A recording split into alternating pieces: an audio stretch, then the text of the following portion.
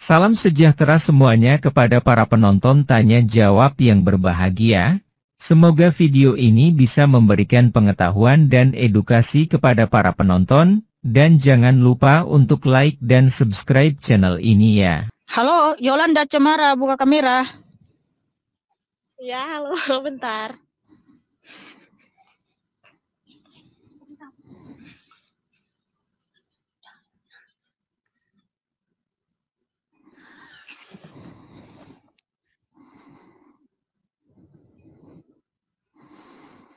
Ya, selamat malam Yolanda Cemara.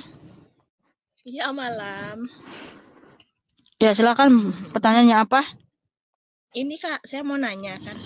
Kata Kakak kan Yesus itu yang menciptakan. Iya, betul sekali. Nah, tapi sampai sekarang saya bingung loh. Kenapa Yesus itu lahir dari Bunda Maria gitu. Bunda Maria ini siapa yang ciptakan? Yesaya 44 ayat 24 firman Tuhan.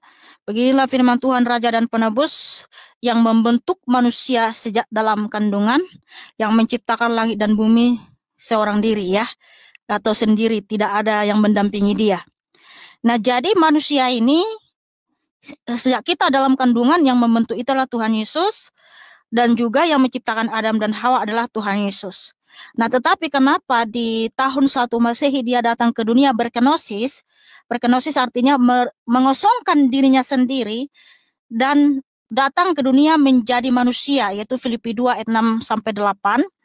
Karena memang kedatangan Mesias itu ke dunia harus melalui kelahiran ya. Manusia itu kan prosesnya kelahiran.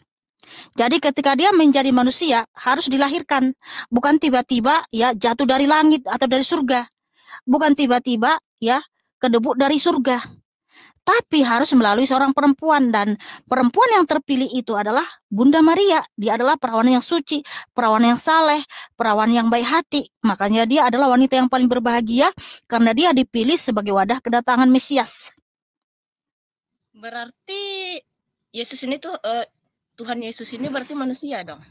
Tuhan Yesus itu adalah Allah yang datang ke dunia menjadi manusia selama 33 tahun. Berarti Allah itu berarti Allahnya Kakak itu umurnya cuma 33 tahun gitu. Menjadi manusia hanya selama 33 tahun. Terus yang ciptakan Bunda Maria ini siapa gitu? Yang lahirin Bunda Maria, ibunya Bunda Maria ini yang ciptain siapa? Bapaknya Bunda Maria ini yang ciptain siapa gitu? Bolak-balik lagi gue menjelaskan. Iya, makanya karena bingung lah, makanya mau nanya sama kakak, kenapa dia ada gitu. Tadi waktu saya menjelaskan nggak dengar ya? Dengar sih, kan kata kakak ada firmannya gitu kan. Cuma, ya seperti pertanyaan abang sebelumnya kan, sebelum Yesus itu lahir, bumi ini udah ada. Karena Tuhan Yesus yang menciptakan langit dan bumi. Jadi Tuhan Yesus itu Allah yang datang ke dunia. Belum paham aku. Masa nggak paham? Allah itu datang ke dunia, bro. Sister. Allah itu datang ke dunia. Nah, kalau Allah itu datang ke dunia, tentu saja dia nggak bisa datang dengan segala kemahakudusannya, kebesarannya. Sebab apa? Bumi ini aja tumpuan kakinya. Dia kan Allah yang maha besar tuh. Makanya saya tulis di sini bahwa Tuhan adalah Allah yang maha besar. Sebab ada firman Tuhan bahwa bumi ini tumpuan kakinya Tuhan Yesus, ya. Yaitu di Yesaya 66 ayat 1. Beginilah firman Tuhan, langit adalah tahtaku ya, surga adalah tahtaku, dan bumi adalah tumpuan kakiku. Rumah apakah yang akan kamu dirikan bagiku, dan tempat apakah yang akan menjadi perhentianku? Nah, kalau dia datang dengan segala kebesarannya, hancurlah bumi ini. Jangankan kita jadi gepeng, hancur belebur, terbagi jadi debu ya, pasir. Bumi ini hancur kalau dia datang dengan segala kebesarannya. Jadi harus mengecilkan dirinya, merendahkan dirinya, sis. Makanya firman Tuhan di Filipi 2, ini saya baca ya. Filipi 2.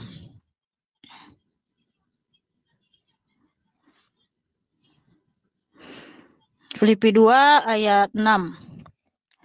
yang walaupun dalam rupa Allah, maksudnya wujud Allah itu sendiri ya, tidak menganggap kesetaraan dengan Allah itu sebagai milik yang harus dipertahankan, melainkan telah mengosongkan dirinya sendiri dan mengambil rupa seorang hamba dan menjadi sama dengan manusia. Dan dalam keadaan sebagai manusia, ia telah merendahkan dirinya dan taat sampai mati, bahkan sampai mati di kayu salib. Nah, jadi dia datang merendahkan dirinya. Makanya dia harus datang menjadi manusia. Nah, kalau dia datang tadi dengan segala kemahakuasaannya itu, yang dimana di Yesaya 66:1 bumi adalah tumpuan kakinya, hancurlah kita kalau dia datang dengan segala kebesarannya. Makanya dia harus mengecilkan dirinya, merendahkan dirinya untuk datang ke dunia ini. Dan dia menyatakan dirinya supaya seluruh bangsa di dunia ini tahu bahwa dialah Tuhan Allah yang benar. Terus apa tujuannya untuk datang ke dunia kembali? Padahal dia Tuhan kan, aturannya dia bisa, semuanya bisa dilihatnya dari atas. Tapi kenapa dia harus turun ke bumi sebagai manusia gitu? Mantap sekali. Nah, inilah yang membuat saya itu setelah saya berpikir keras dari dulu, yang mana yang harus saya ikutin? Yang mana yang harus saya sembah? Nah, inilah alasannya kenapa saya sangat yakin dan sangat yakin, saya yakin-yakinnya bahwa Tuhan adalah Allah yang benar. Karena apa? Tentang kedatangannya ke dunia. Nah, kenapa Tuhan harus datang ke dunia? Yaitu untuk menyelamatkan manusia dari kutuk maut. Nah, karena manusia ini mati ada alasannya. Tuhan Yesus menciptakan manusia bukan untuk mati, tapi dirancang untuk hidup kekal. Namun, walaupun manusia dirancang untuk hidup kekal, ada juga hukum, yaitu ketetapan, larangan di Kejadian 2 ayat 17. Tuhan Yesus berfirman kepada Adam dan Hawa, "Jangan makan buah pohon pengetahuan, pada saat engkau memakannya, pastilah engkau mati." Nah, ini ketetapan hukum yang harus kita ikuti. Nah, sementara Adam dan Hawa melanggar hukum ini, sehingga ketika Adam dan Hawa melanggar hukum ini, konsekuensinya apa? Mati. Nah, itulah kenapa Adam dan Hawa serta semua keturunannya itu mati. Karena Adam dan Hawa telah melanggar hukum, yaitu di Kejadian 2 ayat 17. Nah, karena Tuhan Yesus adalah Allah yang maha adil, maka hukum ini berlaku bagi Adam dan semua umat manusia. Karena upah dosa ialah maut. Nah, setelah manusia mati, siapa yang bisa membebaskan kita dari kutuk maut ini? Dari hukum Tuhan di Kejadian 2 ayat 17. Tidak ada yang bisa membebaskan kita dari sini. Jadi supaya kita bisa bangkit lagi harus ada nyawa yang kudus, darah yang kudus menggantikan nyawa kita. Tuhan Yesus juga adalah Allah yang maha adil cantik. Sehingga pada saat Tuhan Yesus menjatuhkan hukuman di Taman Eden, Kejadian 3 ayat 17 sampai 19. Oleh karena dosamu, oleh karena engkau telah melanggar hukum di Kejadian 2 ayat 17, maka bumi terkutuk oleh karena dosamu. Jadi bumi tanah ini sudah terkutuk oleh karena dosa Adam. Dan engkau akan menderita sengsara sehingga engkau akan mati dan kembali menjadi debu. Nah, ketika manusia sudah sengsara kembali menjadi debu, tidak ada yang bisa melepaskan kita dari sini. Tetapi di saat itu juga Tuhan Yesus merancang keselamatan, yaitu di Kejadian 3:15. Keturunan perempuan akan meremukkan kepala si ular. Ya, kepala si ular artinya kutuk maut, ya, membebaskan kita dari kutuk maut yang telah terjadi kepada manusia. Nah, karena Tuhan Yesus adalah Tuhan yang maha kasih juga, dengan segala kasihnya dan cintanya, dia datang dari surga ke dunia untuk membebaskan kita dari hukumnya sendiri, yaitu di Kejadian 2 ayat 17. Karena apa tadi? Manusia kan supaya bisa bangkit lagi harus melalui darah yang kudus, darah yang mulia, darah yang berkuasa. Karena tidak ada yang punya darah yang berkuasa bisa membebaskan kita dari hukum itu, maka harus Allah itu yang datang. Karena apa? Allah itu kan roh. Allah itu roh. Dia tidak punya daging, dia tidak punya darah. Nah, supaya dia punya darah dan daging, dia harus datang dalam rupa manusia. Dia harus datang menjadi manusia. Nah, makanya harus melalui proses kelahiran. Sehingga Tuhan Yesus disalibkan dan darahnya itu mengampuni kita. Matius 26 ayat 28 terus berfirman, "Inilah darahku yang ditumpahkan bagi banyak orang untuk pengampunan dosa." Sehingga Tuhan Yesus ketika mengatakan di atas kayu salib, tetelestai, sudah selesai, artinya hutang dosa kita sudah dibayar lunas dengan darahnya yang kudus di atas kayu salib. Makanya ketika Tuhan Yesus mati, dia turun ke alam maut.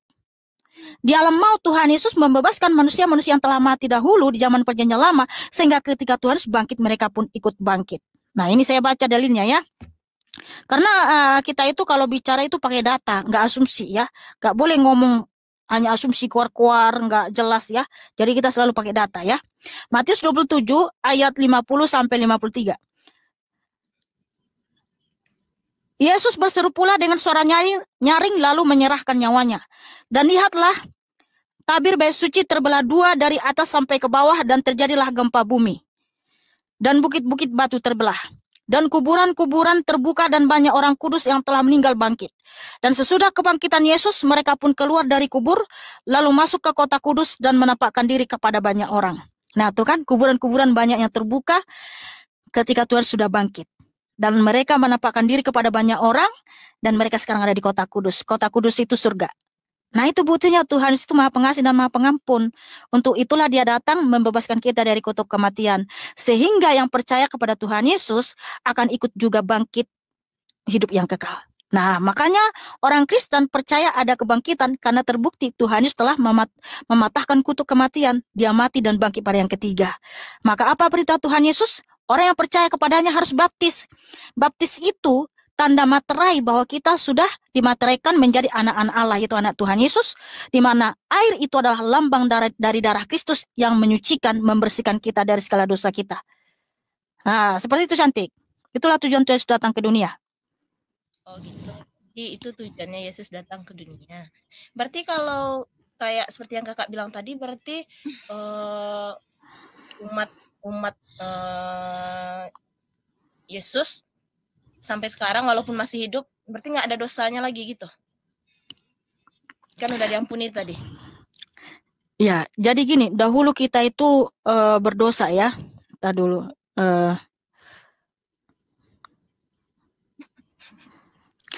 Di 2 Korintus 5 ayat 17.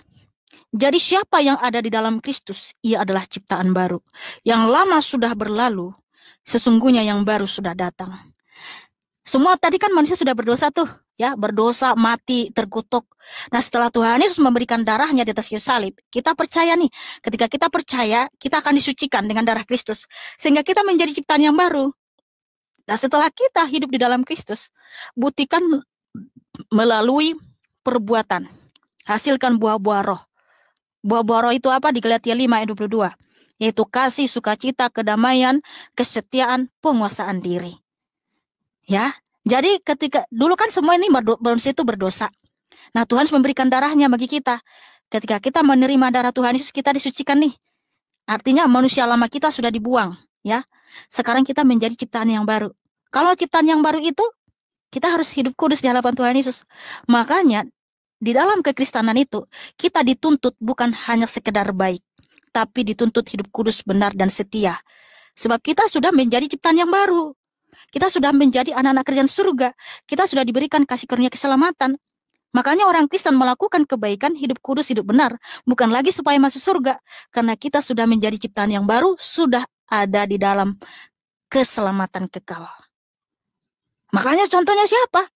Rasul Paulus. Dulu dia adalah seorang pembunuh. Dia itu membunuh Kristen. Walaupun dia taat beragama, ya, taat sama hukum Taurat, tapi dia membenci orang Kristen, menganggap orang Kristen ini adalah orang yang paling terkutuk. Karena bilang gini dulu sebelum dia bertobat ya, apaan sih Kristen ini menuhankan manusia, ya, terkutuklah kalian, sehingga dicarilah itu orang Kristen untuk dibunuh. Nah, tetapi perjalanannya menuju ke Damsyik, dia berjumpa dengan Tuhan Yesus, yaitu di kisah para rasul 9. Tuhan Yesus, ya, datang ya dari surga, dia memancarkan cahayanya dari langit. Tuhan berfirman, Saulus, Saulus, mengapa engkau menganiaya aku? Nah, disitulah Paulus percaya. Ternyata Tuhan Yesus itu bukanlah manusia seperti kita, tapi dia adalah Yahweh Elohim, Allah itu sendiri. Sehingga Rasul Paulus bertobat. Dan lihatlah buahnya apa. Rasul Paulus itu tidak menikah, tidak memberikan hawa nafsunya kepada banyak perempuan, dia tidak melakukan kejahatan lagi, dia hidup kudus, hidup saleh. Makanya Rasul Paulus mengatakan, ikutilah teladanku, hiduplah saleh, sesaleh-salehnya kita harus hidup di dalam Tuhan Yesus, sehingga dia pun bisa membangkitkan orang mati, menyembuhkan orang sakit, ya, digigit ular yang sangat beracun tidak mati. Karena apa? Ada kuasa Tuhan Yesus dalam dirinya. Jadi hidup kita itu seperti Rasul Paulus, hidup benar, suci dan mulia, gitu cantik.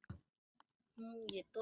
Terus Iya. gini Kak, kenapa kalau pemuka-pemuka di agama Kakak, kayak pendeta atau apa namanya suster-suster gitu, kenapa dia nggak menikah gitu?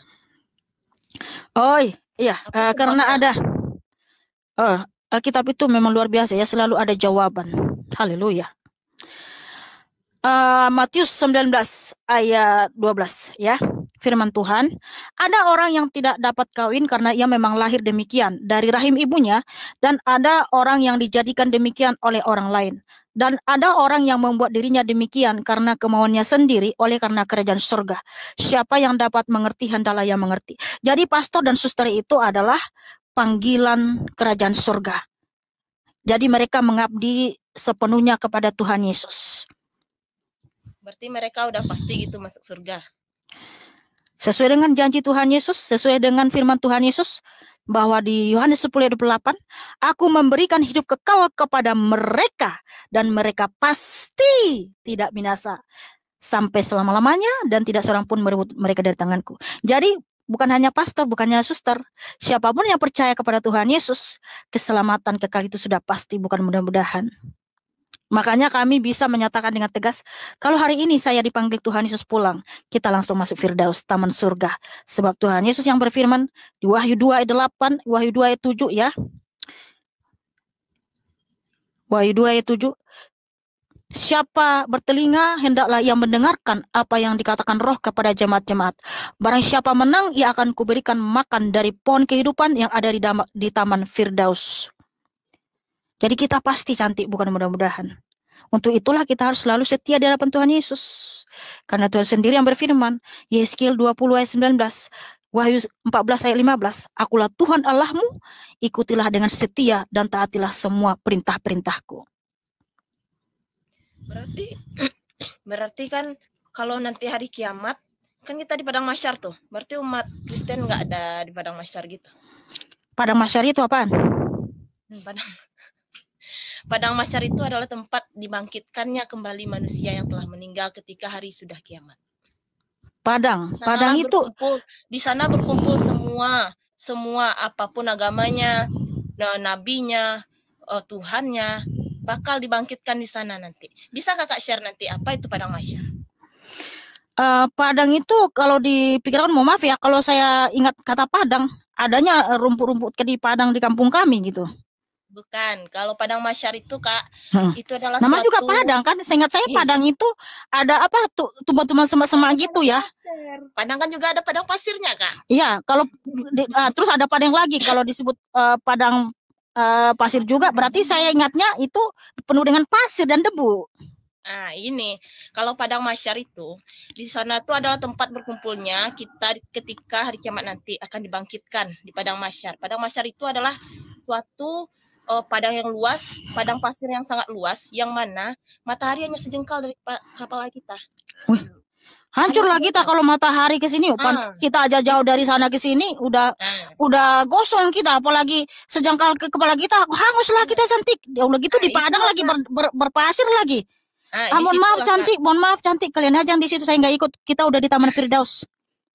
Iya kakak, makanya saya tanya tadi. Soalnya di dalam kitab saya kan Al-Quran, nah di sana hari pembangkitan manusia, di sanalah nanti amal kita akan ditentukan, kita masuk surganya atau masuk neraka. Soalnya manusia ini pasti punya dosa, walaupun cuma sekecil biji apapun gitu, pasti punya dosa. Di sanalah kita akan mempertanggungjawabkan, kita masuk surganya kemana. Kalau berat timbangan kita ke kanan, kita masuk surga. Kalau ke kiri ya kita masuk neraka. Kita dibakar dulu di neraka gitu. Di sanalah kita pertanggungjawabkan. Jadi setahu saya nih ya, saya juga nggak ahli agama sekali. Cuma nanti kita semua, segala umat yang ada di dunia ini, maupun nanti nabi-nabi semuanya, nabi dari Adam sampai Muhammad, bakal dibangkitkan lagi di sana. Semua malaikat akan turun ke bumi, nabi pun akan kembali turun ke bumi. Mereka akan disitulah mempertanggungjawabkan semua perbuatan. Iya, terserah kalian aja cantik gitu ya, saya nggak ikutan aja, karena membayangkannya saja saya sudah ngeri ya, padang pasir yang sangat luas, terus matahari di atas kepala kita cuma sejengkal, hanguslah kita, gosong. Ya udah Mbak aja di situ ya, kita memang sudah di Taman Firdaus. Selamat Mbak, selamat. Tapi saya bisa nanya enggak sih, Kenapa Mbak percaya adanya kebangkitan? Apakah memang sudah ada terbukti bahwa di iman kalian ada yang mati dan bangkit sehingga begitu yakin ada kebangkitan? Kalau yang dilihat memang belum ada ya Kak. Kalau yang mati dan bangkit kembali itu memang nggak ada. Cuma di dalam Al-Quran kan di sana ada dijelaskan kalau hari kebangkitan itu ada. Karena kita di dunia ini itu hanya singgah. Kita ini hanya singgah di sini. Jadi kita akan mempertanggungjawabkan apa yang kita perbuat di dunia ini nanti di akhirat kelak. Oh iya ya. Tapi mohon maaf ya. Inilah kenapa iman Kristen itu bukan iman yang halu, sebab kita mempercayai sesuatu yang pasti. Kenapa kita percaya adanya kebangkitan? Karena telah terbukti Tuhan Yesus mati dan bangkit pada yang ketiga. Dan waktu Tuhan Yesus bangkit, Tuhan pun membangkitkan orang-orang yang sudah mati di zaman perjanjian lama itu tadi. Di Efesus 4 ayat 8 sampai 10, Matius 27 ayat 50 sampai 53, Mazmur 68 ayat 18 sampai 22. Nanti silakan cek ya teman-teman ya. Jadi 1 Korintus 15 ayat 16, firman Tuhan, jika Kristus tidak bangkit, maka tidak akan ada kebangkitan. Nah, untuk itulah Tuhan Yesus datang ke dunia, mati dan bangkit, supaya membuktikan bahwa memang kita juga akan ikut bangkit gitu. Jadi sangat realistis sekali ya, iman Kristen itu iman yang logis, karena sudah ada yang terbukti, mati dan bangkit pada yang ketiga. Nah, itulah kenapa kami mempercayai adanya kebangkitan. Nah, seperti itu Cantik. Makanya orang Kristen itu kalau bangkit, itu bercahaya seperti bintang-bintang, sebab ada firman Tuhan di Daniel 12 ayat 1 sampai 2, orang Kristen, anak Tuhan Yesus yang melakukan kebenaran, dia bangkit bercahaya seperti bintang-bintang. Tetapi orang yang tidak percaya kepada Tuhan Yesus, orang yang melakukan kekejian, orang yang melakukan kejahatan, mereka dibangkitkan untuk dihukum ya, dan dicampakkan ke dalam neraka di sisa siang malam. Itulah kematian yang kedua, yaitu Daniel 12 ayat 1 sampai 2 dan juga Wahyu 21 ayat 8. Nah, seperti itu. Berarti dibangkitkan untuk dibakar kembali gitu dosanya gitu. Oh enggak, orang Kristen itu kan bangkit bercahaya seperti bintang-bintang di hari kiamat nanti. Ya, lalu kita dimasukkan. Kenapa bisa bercahaya padahal pastilah ada yang berbuat dosa gitu. Kenapa dia harus bercahaya? Di mana dosanya itu jadinya gitu? Karena kita itu anak Tuhan Yesus, yang dimana kita tadi kan sudah disucikan segala dosa-dosa kita dengan darah Kristus. Dan ketika kita hidup dalam Kristus, kita akan bangkit bercahaya seperti bintang-bintang gitu, seperti malaikat bercahaya. Nah, kalau orang yang di luar Kristus yang dibangkitkan, mereka akan dihukum, dicampakkan ke dalam lautan belerang, yaitu neraka. Itulah kematian yang kedua, Wahyu 21 ayat 8. Nah, ini kan firman Tuhan di Wahyu 21 ayat 8, Yohanes 5 ayat 28 sampai 29, Daniel 12 ayat 1 sampai 3. Jadi ada dalilnya. Sehingga saya kalau menjawab firman Tuhan itu sesuai dalil dengan data, bukan koar-koar gitu. Nah, itu tadi saya sudah jelaskan kenapa Kristen itu percaya adanya kebangkitan, karena Kristus telah mati dan bangkit. Di mana di Matius 28, Yohanes 20 sampai 21 ya, dan di kitab Injil lainnya terbukti Tuhan Yesus itu mati dan bangkit. Yaitu ketika Tuhan mati dan bangkit, ada juga yang Tuhan Yesus bangkitkan dari antara orang mati, sehingga mereka sekarang ada di kota kudus, yaitu surga. Terus yang mematikan Tuhan Yesus ini siapa? Tuhan Yesus berfirman, Yohanes 10 ayat 18, Akulah yang mematikan dan menghidupkan. Itu di Ulangan 32 ayat 39. Sehingga di Yohanes 10 ayat 18, Tuhan Yesus berfirman, Aku berkuasa memberikannya dan berkuasa mengambilnya kembali. Jadi Tuhan Yesus yang menyerahkan nyawanya kepada kita supaya kita hidup. Dan ketika Tuhan Yesus mengambil nyawanya kembali ya, dia bangkit. Terus kenapa dia mematikan dirinya sendiri gitu? Untuk turun ke alam maut, untuk membebaskan kita dari sana. Karena manusia itu kan sudah mati, adanya di alam maut, di Hades. Nah, Tuhan Yesus harus turun ke sana untuk menyelamatkan kita dari sana. Karena tadi kan Tuhan Yesus nggak bisa menyangkali firman-Nya di Kejadian 17 bahwa Tuhan Yesus mengatakan begini, kun fayakun, atau bangkitlah kalian lalu bangkit. Nggak bisa.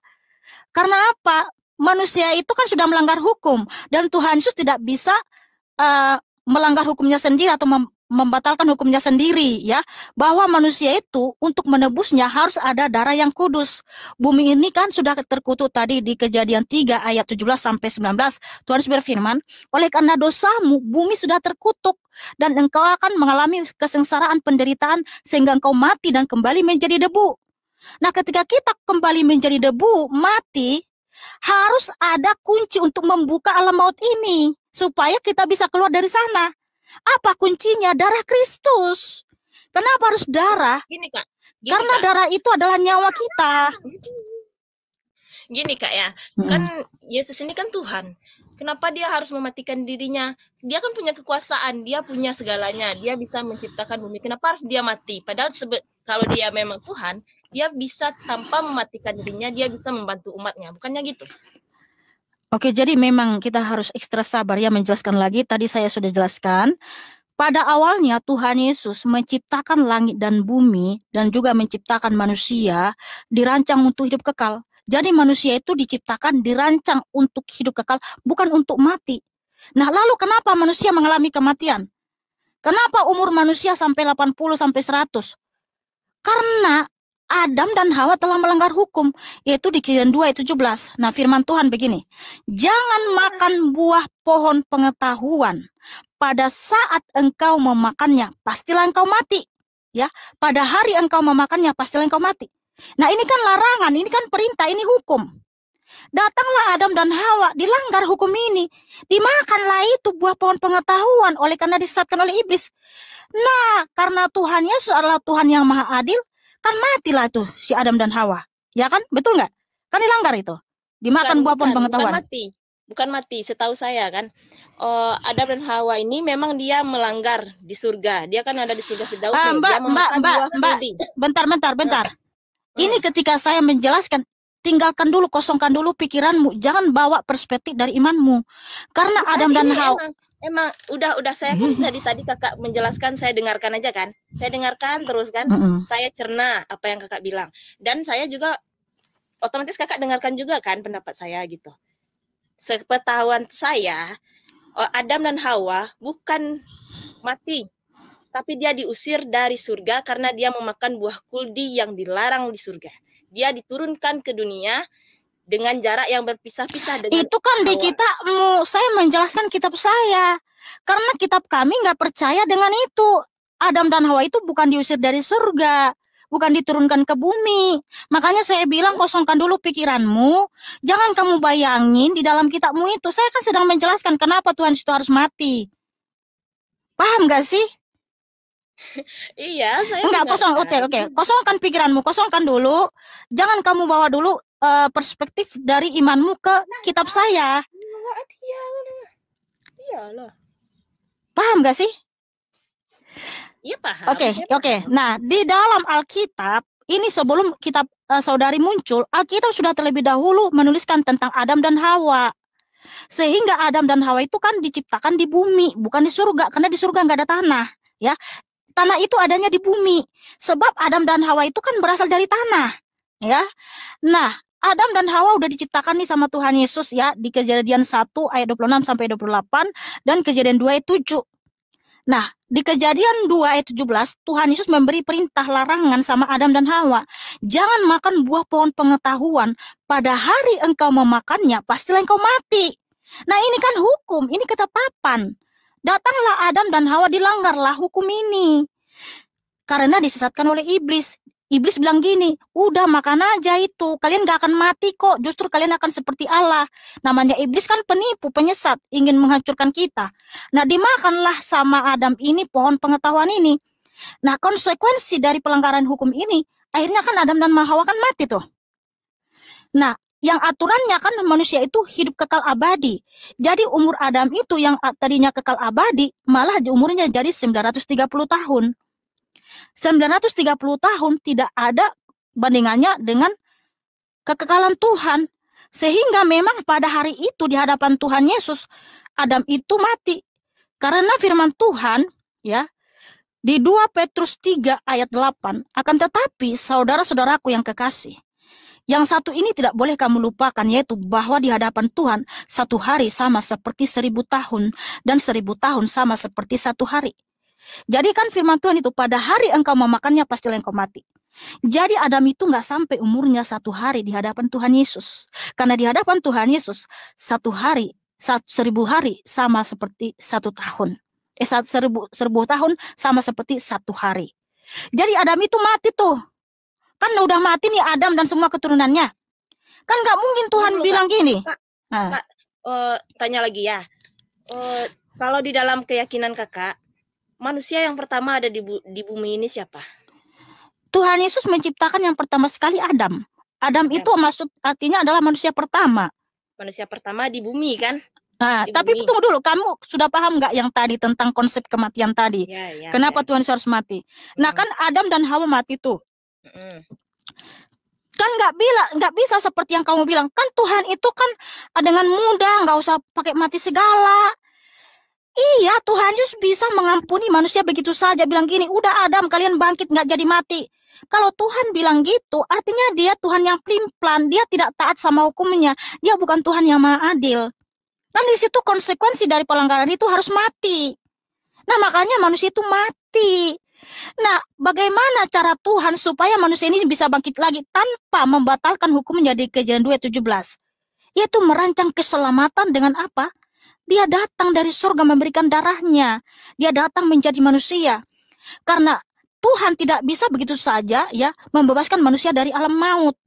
Harus ada kuncinya. Apa kuncinya? Itu nyawa, darah. Darah yang kudus, darah yang tidak berdosa. Nah, kan semua manusia sudah berdosa. Ya, nah, untuk itulah Tuhan datang. Makanya sudah paham belum? Bahwa kenapa Tuhan itu harus mati? Karena dia harus memberikan darahnya untuk membuka kerajaan maut ini. Karena dia nggak bisa begitu saja membangkitkan orang mati tanpa ada pertumpahan darah. Sebab apa? Kata mati di Kejadian 2:17 itu kita berhutang nyawa sama Tuhan. Supaya kita bisa bangkit lagi. Karena kan Tuhan itu nggak bisa menghapus hukumnya. Dia nggak bisa menyangkali firman-Nya. Tuhan itu bukan seperti manusia, cantik. Dia memberikan janji, hukum dia pula yang mengingkari. Jangan seperti lagu, ya kan? Kau yang berjanji, kau yang mengingkari.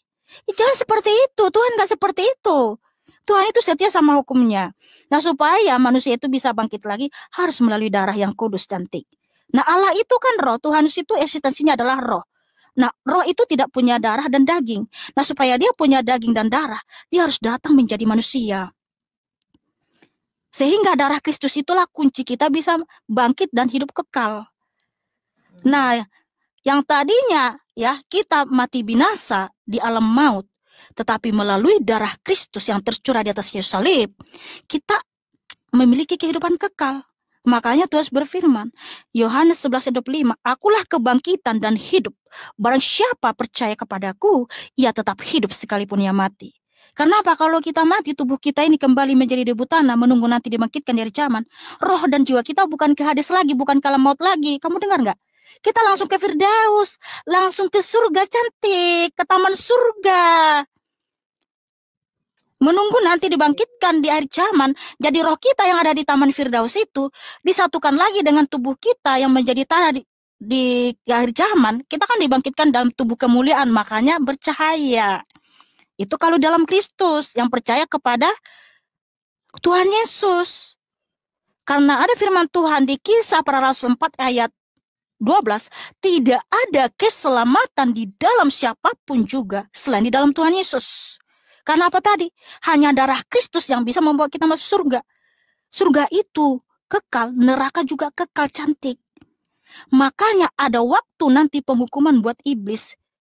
Bahwa di akhir zaman mereka akan dicampakkan ke dalam api neraka yang kekal di situ selama-lamanya. Yaitu Wahyu 20 ayat 10. Nah, karena surga itu juga kekal, maka untuk masuk ke sana harus kudus, harus suci. Jadi kita harus disucikan dulu dengan darah Kristus, karena darah Kristus itu berkuasa, darah yang mulia, darah yang sangat agung. Itulah kenapa Tuhan Yesus berfirman dengan tegas menyatakan Yohanes 14 ayat 6. Akulah sang jalan, sang kebenaran, sang hidup. Tidak ada seorang pun yang datang kepada Bapa kalau tidak melalui aku. Bapa di situ adalah kerajaan surga. Kenapa Yesus mengatakan dia adalah sang jalan? Karena tanpa darah Kristus tidak seorang pun yang bisa masuk surga. Satu dosa saja kita lakukan sudah cukup membuat kita terbakar di neraka. Maka harus kita kudus dan suci, itu harus disucikan dengan darah Kristus. Nah, kenapa Tuhan mengatakan dia adalah sang kebenaran? Karena tidak ada Allah yang benar selain Tuhan Yesus. Itulah kenapa Tuhan berfirman, Yesaya 44:6, akulah yang awal dan akulah yang akhir, tidak ada Allah selain aku. Wahyu 1 ayat 17 sampai 18, jangan takut, akulah yang awal dan akulah yang akhir, aku telah mati namun dia adalah aku hidup abadi selama-lamanya. Kenapa Tuhan menyatakan dia adalah kehidupan? Karena Tuhan adalah pemberi hidup kekal. Yohanes 10 ayat 28, Tuhan berfirman, aku memberikan hidup kekal kepada mereka dan mereka pasti tidak binasa sampai selama-lamanya dan tidak seorang pun merebut mereka dari tanganku. Nah, begitu cantik. Jelas sekali Tuhan Yesus itu menyatakan kebenaran kepada kita karena dialah sang kebenaran. Wahyu 3 ayat 14, Tuhan Yesus adalah sang amin, sang kebenaran. Kenapa disebut sang amin? Karena dia mengabulkan doa-doa kita. Yohanes 14 ayat 14, Yohanes 16 ayat 26, Tuhan Yesus berfirman, apapun yang kamu minta dalam namaku, aku akan melakukannya. Pada hari itu kamu akan berdoa dalam namaku. Jadi dialah yang mengabulkan seluruh doa-doa umat manusia. Makanya dia adalah sang amin, yaitu Yohanes di Wahyu 3 ayat 14. Gitu cantik. Jadi kalau kita itu, kalau bicara itu semua pakai data, pakai dalil. Nggak bisa pakai asumsi ya. Semua saya pakai data. Ya, ya tadi kan, kalau itu kan udah saya dengar Kakak dari tadi kan. Sekarang tadi kan saya nanya, manusia yang pertama di bumi ini siapa? Nabi Adam. Adam. Nah, kenapa enggak Bunda Maria yang diturunkan pertama ke bumi? Kenapa Bunda Nabi Maria Adam? itu ada di tahun 1 Masehi. Kata Kakak tadi kan Nabi Adam dan keturunannya sudah dimusnahkan, kata Kakak tadi kan. Nabi Adam itu bukan nabi. Adam itu artinya manusia pertama ya. Karena nabi itu berasal dari bahasa Ibrani, yaitu nabi, yang artinya pelihat, juru bicara Allah yang menyampaikan nubuatan kepada umat. Nah, kalau Adam itu manusia pertama. Adam itu kan keturunannya semua mati ya kan, umurnya itu paling 80, 100. Nah, umur 80, 100 itu kan di hadapan Tuhan itu hanya 1 detik. Iya. Iya, 1 detik. Tadi sudah jelas ya. Nah, Maria itu kan ada di tahun sampai. Tunggu. Kenapa Nabi Adam ini diturunkan ke dunia? Saya nggak pernah bilang Nabi Adam diturunkan di dunia, ke bumi. Soalnya kita kan bahas-bahas tentang agama kita nih kan. Kita kan sharing ini sharing, bukan kita debat. Di agama saya, Nabi Adam itu diturunkan ke dunia bersama Siti Hawa. Nah, tetapi kenapa tadi Kakak bilang kalau Nabi Adam ini mati? Ketika dia makan buah pintaran apa tadi? Buah pintaran. Buah pohon pengetahuan. Buah pohon pengetahuan. Kalau di kitab kami itu namanya buah kuldi. Emang iblis yang nyuruh. Makanlah supaya kamu bisa kekal, kata dia. Padahal itu dilarang sama Allah kan. Tapi tetap dia makan karena hasutan iblis, sama seperti kata Kakak tadi, emang iblis yang nyuruh. Seketika dia makan itu dia tidak mati. Dia tidak mati, Kak. Malahan dia diberi hukuman untuk turun ke dunia bersama dengan Siti Hawa, tapi dengan dipisahkan jauh. Dipisahkan jauh? Ya, dipisahkan jauh. Siti Hawa di mana diturunkan? Tunggu Kak, ngelek. Siti Hawanya dipisahkan jauh sama Adam pas jatuhnya gitu. Iya. Nah, itu kenapa Kakak bilang dia itu Adamnya jatuh di mana? Hah? Adamnya jatuh di mana? Tempatnya sih saya nggak tahu sih, soalnya saya emang nggak terlalu paham dengan sejarah ya. Cuma sepengetahuan saya begitu gitu. Kalau itu sejarah di mana ada tertulis di kitab di buku sejarah Adam dan Hawa itu? Di Al-Qur'an ada. Tapi saya memang bukan ahli Al-Qur'an sih. Cuma saya tahu gitu. Iya, maksudnya kalau memang itu betul bahwa itu sejarah, ada enggak? Kan sejarah ini kan pasti ada juga para sejarawan lain yang menuliskan. Di mana ada sejarawan yang menuliskan bahwa Adam itu diturunkan ke bumi lalu terpisah dengan Adam dan Siti Hawa gitu. Kalau kami Kak enggak ada dituliskan dalam satu buku atau apa. Kami semuanya ada di dalam satu Al-Qur'an, itu ada semua. Iya, tadi kan karena kamu yang bilang cantik bahwa itu sejarah gitu. Setahu saya kalau fakta sejarah itu ada juga orang lain yang menuliskan. Jadi supaya datanya valid gitu loh. Iya, di Al-Qur'an itu ada semua, Kak. Datanya valid. Iya, kalau di Quranmu di mana ditulis bahwa Adam dan yang tadi kamu ceritakan tadi lah, Adam itu jatuh diturunkan ke bumi, ke dunia itu terpisah jauh dengan Siti Hawa. Di mana tertulis itu? Ada di dalam Al-Quran, cuma saya nggak tahu sih suratnya, karena memang saya bukan ahli Al-Quran ya. Cuma saya mendengarkan dari kecil, saya kan ikut ceramah-ceramah nih, saya dengar kayak gitu. Makanya tadi kakak bilang Adam itu mati. Kan kakak bilang Adam itu mati, makanya saya tanya tadi. Iya, jadi kalau kita ngomong itu Cantik harus pakai data dan dalil, jadi supaya nggak asumsi gitu loh. Bukan asumsi sih Kak, kalau ya udah tunjukin datanya. Iya, kalau saya mungkin emang nggak tahu ya dalilnya mana. Cuma kalau kayak ustadz atau apa yang ngerti tentang Al-Quran pasti tahu. Cuma saya karena nggak terlalu ahli Al-Quran gitu. Oh ya udah, kalau gitu belajar lagi lah lebih sungguh-sungguh ya Cantik ya.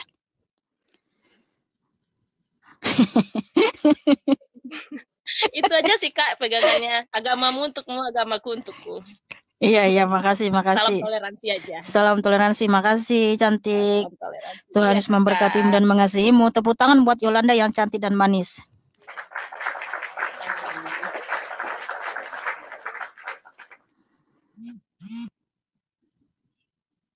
Saudara-saudara sekalian, telah kita saksikan bersama video barusan ada beberapa pertanyaan yaitu tentang Yesus itu pencipta, lahir dari rahim Bunda Maria, lalu siapa yang menciptakan Bunda Maria?